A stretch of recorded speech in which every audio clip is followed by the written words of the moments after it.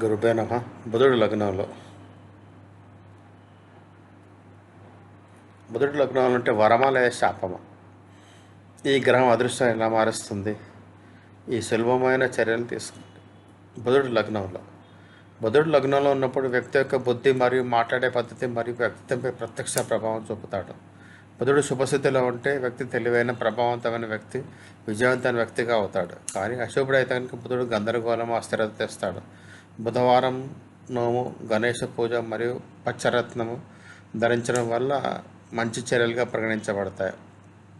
బుధుడు లగ్నంలో జన్మకుండలో ప్రతి గ్రహానికి సొంత ప్రభావం ఉంటుంది. కానీ బుధుని విషయంలో ఈ గ్రహం మనిషి యొక్క ఆలోచన, మాట్లాడే పద్ధతి, అవగాహన మరియు బుద్ధిని సూచిస్తుంది. ఒక వ్యక్తి యొక్క కుండలిలో బుధుడు లగ్నంలో ఉంటే ఈ స్థితి చాలా ప్రత్యేకంగా పరిగణించబడుతుంది. మొదట ఇల్లు వ్యక్తి యొక్క స్వభావం, వ్యక్తిత్వము, స్వరూపం మరియు మానసిక స్థితికి సంబంధించింది. అటువంటి సందర్భంలో ఇట్లా బుధుని ఉనికి వ్యక్తి యొక్క ఆలోచన మరియు ప్రవర్తనపై గాఢమైన ప్రభావాన్ని చూపిస్తుంది. బుధుడు శుభస్థితిలో ఉంటే ఆ వ్యక్తిని చాలా బుద్ధిమంతుడిగా, స్పందనాత్మకంగా, మాటల ద్వారా ఇతరులకు ప్రభావితం చేసే వ్యక్తిగా మరియు తార్కిక ఆలోచన కలిగిన వ్యక్తిగా మారుస్తుంది.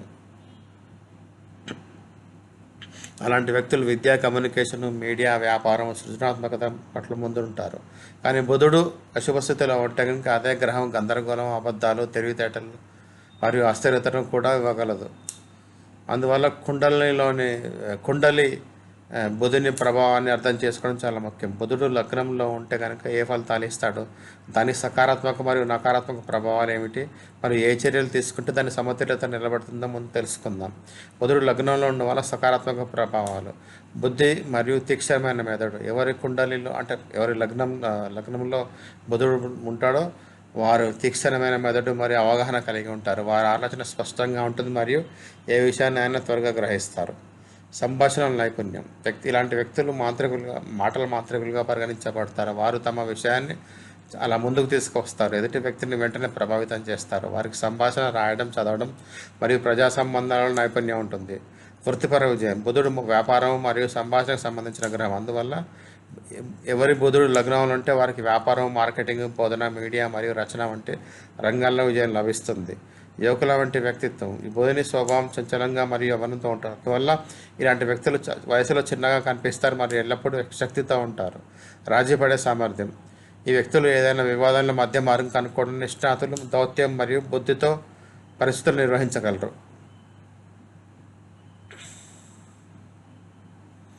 బుధుడు లగ్నం ఉండడం వల్ల నకారాత్మక ప్రభావాలు. అస్థిరమైన ఆలోచించిన బుధుడు బలహీనంగా ఉంటే వ్యక్తి యొక్క ఆలోచన మళ్ళీ మారుతూ ఉంటుంది. ఒక పనిని ప్రారంభించి త్వరగా విసిగెత్తి వదిలేస్తారు. అబద్ధం మాట్లాడే అలవాటు. అశుభమైన బుధుడు మనిషిని చతురతపేత మోసగాడిని చేస్తుంది. అనేక సార్లు ఇలాంటి వ్యక్తులు సత్యాన్ని వక్రీకరించి ముందుకు తీసుకొస్తారు. దీనివల్ల సంబంధాలలో బీటలు పడవచ్చు. ఏకాగ్రత లేకపోవడం. చదవడంలోనూ లేదా ఏదైనా పనుల మనసులో లగ్నం కాకపోవడం, త్వరగా దిగజారిపోవడం లేదా ఏకాగ్రత కోల్పోవడం వంటి బలహీనమైన బుధుని లక్షణం.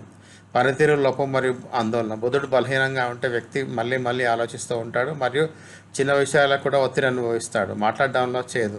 బుధుడిపై రాహు లేదా శని ప్రభావం ఉంటే వ్యక్తి భాషల యొక్క చేదు ఉంటుంది. దానివల్ల ప్రజలు దూరంగా పరిగెత్తడం ప్రారంభిస్తారు.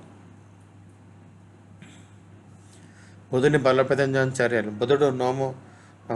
బుధవారం నోము ఉండండి. ప్రతి బుధవారం నోము ఉండడం వల్ల ఉండడం మరియు పచ్చని బట్టలు ధరించడం వల్ల బుధగ్రహం బలపడుతుంది. గణపతి పూజ చేయండి. బుద్ధిదేవుడు అయిన గణపతికి సంబంధించిన వాడు. అందువల్ల రోజు గణేశుని ధ్యానం చేయండి. పచ్చి పెసర్లు దానం చేయండి. పేదలకు అవసరం ఉన్న వారికి పచ్చి పెసరు లేదా పచ్చని బట్టలు అంటే గ్రీన్ కలర్ బట్టలు దానం చేయడం శుభం ఫలితం ఇస్తుంది. పచ్చరత్నం ధరించండి, అంటే ఎమరాల్డ్ అనమాట. జ్యోతిష్యుడు సలహా ఇస్తే బుధుడిని బలోపేతం చేయడానికి ఎమరాల్డ్ ధరించండి. తీపి మరియు సౌమ్యమైన ప్రవర్తన అనుసరించండి. మాట్లాడడంలో తీపి మరియు వినయాన్ని తీసుకురావడం వల్ల బుధుని కృప పెరుగుతుంది. పచ్చదనంతో అనుబంధాన్ని ఏర్పరచుకోండి. చెట్లు, మొక్కలు నాటడం వల్ల, పచ్చరంగు వాడకంలో జీవితాలు పెంచడం వల్ల బుధుని ప్రసన్నత పెరుగుతుంది. ధన్యవాదాలు.